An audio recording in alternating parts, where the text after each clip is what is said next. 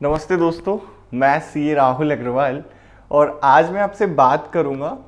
कुछ legal matters की जो आपको हेल्प कर सकते हैं प्रॉपर्टी के ट्रांजैक्शंस में। मतलब मैं आपसे आज बात करूंगा कि प्रॉपर्टी बेचते टाइम आपको किन चीज़ों का ध्यान रखना चाहिए। तो दोस्तों आइए हम स्टार्ट करते हैं। दोस्तों सबसे पहले मेरा पॉइंट है ओरिजिनल प्रॉपर्टी के पेपर्स। दोस्तों जब भी हम प्रॉपर्टी के ट्रांजैक्शन में डील कर रहे हैं तो हमें कभी भी अपने ओरिजिनल प्रॉपर्टी के पेपर्स की स्कैन कॉपी या ओरिजिनल कलर्ड फोटोकॉपी या ओरिजिनल पेपर्स किसी को नहीं देने चाहिए, क्योंकि आज की डेट में दोस्तों बहुत सारे फ्रॉड होते हैं और उन फोटोकॉपी कलर फोटोकॉपी का भी मिसयूज़ किया जा सकता है। तो अब आप बोलेंगे कि सर प्रॉपर्टी के पेपर्स तो सभी मांगते हैं, उसके बिना तो ट्रांजैक्शन ही नहीं हो सकता। तो दोस्तों उसके लिए आप क्या कर सकते हैं, आप प्रॉपर्टी के पेपर्स का एक ब्लैक एंड वाइट फोटोकॉपी करवा सकते हैं जो कि सेफ रहता है और उसको जो भी रिलेवेंट आपके बायर हैं या बैंक में आपको सबमिट करना है या किसी भी रीज़न से आपको उस पेपर्स की ज़रूरत है तो आपको black and white photocopy he share करनी चाहिए। अपने ओरिजिनल प्रॉपर्टी के पेपर्स कभी भी किसी को नहीं देने चाहिए। हाँ, अगर आपका जो बायर है वो इंसिस्ट करता है कि आपको ओरिजिनल प्रॉपर्टी के पेपर देखने हैं तो आप उनको फिजिकली जाके वो प्रॉपर्टी के पेपर्स दिखा दीजिए ताकि वो उस प्रॉपर्टी के पेपर्स का मिसयूज़ नहीं कर सके और आपका ट्रांजैक्शन आसानी से क्लियर किया जा सके। दोस्तों इसमें मेरा दूसरा पॉइंट आता है, जो हम एग्रीमेंट टू सेल करते हैं या हम सेल डीड जो लिखते हैं उसमें हमें किन चीज़ों का ध्यान रखना चाहिए। दोस्तों इसमें मैं एक जो पॉइंट इंपॉर्टेंट पॉइंट करना चाहता हूँ वो ये है कि हम जब एग्रीमेंट टू सेल कर रहे हैं या सेल डीड जब हम बनाते हैं तो उसमें सारी पार्टीज़ के नाम आने चाहिए, सभी के सिग्नेचर होने चाहिए। मोस्ट इम्पॉर्टेंटली एग्रीमेंट टू जो सेल हम करते हैं उसमें कई बार ऐसा होता है कि हम सारी पार्टीज़ के नाम ऐड नहीं करते हैं या एक आध पार्टी कोई रह जाती है, तो उससे बाद में सेल डीड जब बनती है उस टाइम में दिक्कत आती है या कोई लीगल डिस्प्यूट होने के भी चांसेस रहते हैं। और इसमें एक इम्पॉर्टेंट बात यह है कि जैसे फॉर एग्जांपल आप कोई जॉइंट की प्रॉपर्टी बेच रहे हो तो दोस्तों फॉर एग्जांपल ए और बी कोई प्रॉपर्टी मिलकर बेच रहे हैं तो दोस्तों ए और बी दोनों के अकाउंट में पैसा आना चाहिए जिस प्रपोर्शन में वो ओनर है। फॉर एग्जांपल दोनों के नाम पे 50-50% अगर ये प्रॉपर्टी है तो हमें 50-50% ही इस पैसे को दोनों के अकाउंट में सेपरेट अकाउंट में लेना चाहिए। ज़्यादातर लोग या कुछ लोगों को कन्फ्यूज़न होता है तो वो सारा पैसा एक ही जने के अकाउंट में ले लेते हैं, फिर जो बी होता है वो हो सकता है फ्यूचर में आपके ऊपर केस कर दे। तो इन सिचुएशन से बचने के लिए दोस्तों आपको प्रॉपर्टी का पैसा दोनों अकाउंट में लेना चाहिए। सेम चीज़ बायर्स के भी ऊपर एप्लीकेबल होती है कि अगर बायर भी जॉइंट ओनरशिप में है, दो बायर हैं तो उनको भी अपने प्रपोर्शन में अपने अकाउंट से ही पैसा सेलर के अकाउंट में डालना चाहिए।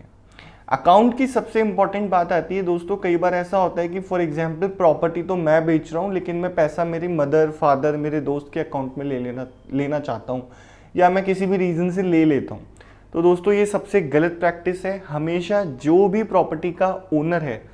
उसी को उस अकाउंट में पैसा लेना चाहिए। तो फॉर एग्जाम्पल अगर मेरी प्रॉपर्टी बिक रही है तो मुझे मेरे ही अकाउंट में पैसा लेना है और पैसा लेना भी एक्चुअल बायर से ही है। बायर भी कई बार बोलता है कि मैं मेरे रिलेटिव के अकाउंट से पैसा डलवा देता हूँ, किसी और से डलवा देता हूँ, तो ऐसा नहीं करना है दोस्तों, क्योंकि इन केसेस में डिस्प्यूट होने के चांसेस रहते हैं। वो बोल सकता है मैंने पैसा दिया ही नहीं, आपका बायर बोल सकता है कि सेलर बोल सकता है कि मेरे को पैसा मिला ही नहीं। तो ऐसे बहुत से डिस्प्यूट होते हैं दोस्तों और हम बहुत ही सारे डिस्प्यूट से डील भी करते हैं, तो इसलिए इन चीज़ों का आपको ध्यान रखना चाहिए। अगली बात दोस्तों मैं आपको ये बताना चाहूँगा कि जब आप पेमेंट एक्सेप्ट कर रहे हैं प्रॉपर्टी का तो कोशिश कीजिए कि चेक को आप अवॉइड कर सकें। मैं इसलिए कह रहा हूँ दोस्तों, कई बार हम चेक को एक्सेप्ट कर लेते हैं लेकिन जब वो चेक हम बैंक में लगाते हैं तो कई बार वो बाउंस हो जाता है, कई बार क्लियर नहीं होता। तो अगर रजिस्ट्री वाले दिन ही आपने किसी से पेमेंट के लिए चेक लिया है और रजिस्ट्री हो गई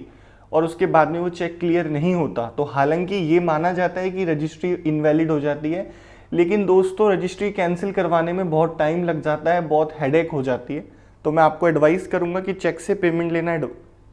अवॉइड करें और ऑनलाइन एनईएफटी करवा सकते हैं या डीडी बनवा सकते हैं। बहुत से माध्यम हैं जिनके माध्यम से आप तुरंत पैसा अकाउंट में ले सकते हैं, उसके बाद में रजिस्ट्री करवा सकते हैं। अगला दोस्तों मेरा जो सबसे इम्पॉर्टेंट पॉइंट जो मुझे लगता है कि लोग जिसको बहुत ही आसानी से ले लेते हैं लेकिन बाद में बहुत दिक्कत आती है, वो है प्रॉपर्टी की पोजीशन। दोस्तों अगर आप किसी ऐसी प्रॉपर्टी को खरीद रहे हैं, बेच रहे हैं जिसकी पोजीशन आपके पास नहीं है, फॉर एग्जांपल आपने वो प्रॉपर्टी रेंट पे दे रखी है,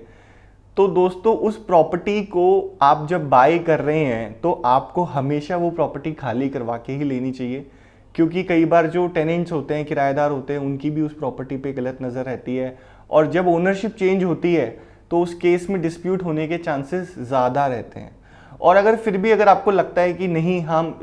क्योंकि प्रॉपर्टी ऑलरेडी किराए पे चल रही है, हमारी इनकम आती रहेगी और हम नहीं चाहते कि ये किराएदार जाएं, तो आप डीड के सेल डीड में लिखवा सकते हैं कि ये प्रॉपर्टी ऑलरेडी अभी किराए पर लगी हुई है और ये पर्सन अभी इतना किराया दे रहे हैं, और साथ में रेंट एग्रीमेंट की कॉपी भी अपने सेल डीड में लगा सकते हैं, ताकि फ्यूचर में कोई आपको किसी तरीके का डिस्प्यूट नहीं हो। पोजेशन से रिलेटेड ही दोस्तों मैं इसमें ये भी ऐड करना चाहूँगा, पोजेशन हमेशा रजिस्ट्री होने के बाद ही आप कंप्लीट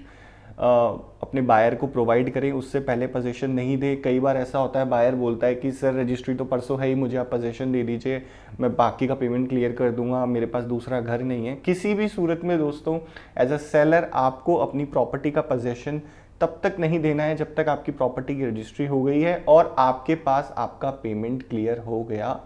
है। दोस्तों इसमें मैं और चीज़ें ऐड करूँगा कि अगर आपकी कोई प्रॉपर्टी है, अगर आप लोन पे ले रहे हैं, अगर आपका जो बायर है वो लोन पे आपसे प्रॉपर्टी ले रहा है, तो आप एग्रीमेंट में ये ज़रूर लिखवाएं कि अगर प्रॉपर्टी का जो लोन है, दोस्तों पहले तो हम ये बात करें कि लोन अगर सैंक्शन नहीं होगा तो किस वजह से नहीं होगा। दो ही रीज़न हो सकते हैं दोस्तों, या तो वो प्रॉपर्टी में कोई डिफ़ॉल्ट है या जो बायर जो प्रॉपर्टी पे लोन ले रहा है उसकी प्रोफाइल में डिफ़ॉल्ट है। तो कई बार क्या होता है दोस्तों, हमने एग्रीमेंट टू सेल तो कर लिया, हमने बेचने की जो अनुबंध है वो कर लेते हैं, लेकिन बाद में जाके लोन सैंक्शन नहीं होता और डिस्प्यूट आ जाता है। तो उस केस में दोस्तों हम एग्रीमेंट टू सेल में ये लिखवाते हैं कि ये जो प्रॉपर्टी है ये सेल एग्रीमेंट तभी एग्जीक्यूट होगा अगर प्रॉपर्टी पे जो लोन है वो सैंक्शन हो जाता है। लेकिन दोस्तों इसको इस तरीके से ना लिखवा के हमें इस तरीके से लिखवाना चाहिए कि लोन सैंक्शन हो जाएगा लेकिन सब्जेक्ट टू बायर्स प्रोफाइल। मतलब कहने का मतलब ये है कि दोस्तों अगर मेरी जो बायर है उसकी प्रोफाइल में कोई गड़बड़ है, उसको लोन नहीं मिल रहा, तो बेचने वाले की गलती नहीं है, क्योंकि बेचने वाले की तो प्रॉपर्टी है, वो तो बेचेगा। लेकिन अगर बायर की प्रोफाइल ही अच्छी नहीं है, उसका सिबिल ही अच्छा नहीं है, तो उस केस में हमें उस एग्रीमेंट में सेलर को लिखवाना चाहिए कि प्रॉपर्टी में अगर कोई दिक्कत होती है, अगर उस वजह से लोन सैंक्शन नहीं होता तो ये एग्रीमेंट कैंसिल होगा। लेकिन अगर बायर की प्रोफाइल या बायर की किसी कमी की वजह से लोन नहीं हो पाता है तो उसमें हमारी कोई जिम्मेदारी नहीं होगी और पेमेंट करना होगा। ये आप म्यूचुअली डिसाइड कर सकते हो। और इसका एक सबसे अच्छा सॉल्यूशन ये होता है दोस्तों कि जो सेलर है वो बायर्स को कह सकते हैं कि आप एक लोन की प्री अप्रूवल ले लो, आपकी प्रोफाइल की बैंक से प्री अप्रूवल ले लो लोन की, और वो प्री अप्रूवल जब आ जाए उसके बाद ही आप एग्रीमेंट टू सेल करें, ताकि आपको फ्यूचर में लिटिगेशन ना हो। तो आई होप दोस्तों आप जब प्रॉपर्टी बेच रहे हो, खरीद रहे हो, तो आपको किन चीज़ों का ध्यान रखना चाहिए, मैंने कुछ मेरे व्यू शेयर किए हैं आपके साथ। आई होप आपको पसंद आए होंगे। हाँ, और मैं टैक्स रिलेटेड बातें भी करता हूँ इस चैनल पे। और हाँ दोस्तों एक पॉइंट और ऐड करूँगा, अगर आप जब प्रॉपर्टी बेच रहे हो तो उस टाइम पे TDS की कंप्लायंस भी होती है, खरीदने वाले को 1% TDS काटना होता है, टैक्स की रिटर्न भी फाइल करनी होती है, इनकम टैक्स भी लगता है जब आप प्रॉपर्टी बेचते हो। तो कैपिटल गेन को कैसे बचा सकते हैं उस बारे में मैंने बहुत ही डिटेल में मेरे चैनल पे वीडियोस डाल रखे हैं, आप उनको देख सकते हैं। और अगर आप मुझसे पर्सनली कनेक्ट करना चाहते हैं तो मैंने मेरे पर्सनल व्हाट्सएप नंबर आपको कमेंट बॉक्स में भी दिए हैं और डिस्क्रिप्शन में भी दे रहा हूँ, वहाँ से मुझसे कनेक्ट कर सकते हैं। और कमेंट बॉक्स में ज़रूर बताइए आपके कोई क्वेश्चन है, तो मुझे जैसे ही समय मिलेगा मैं ज़रूर आंसर करूँगा आपके क्वेश्चंस का। थैंक यू सो मच दोस्तों, हम मिलते हैं नेक्स्ट वीडियो में। Thank you.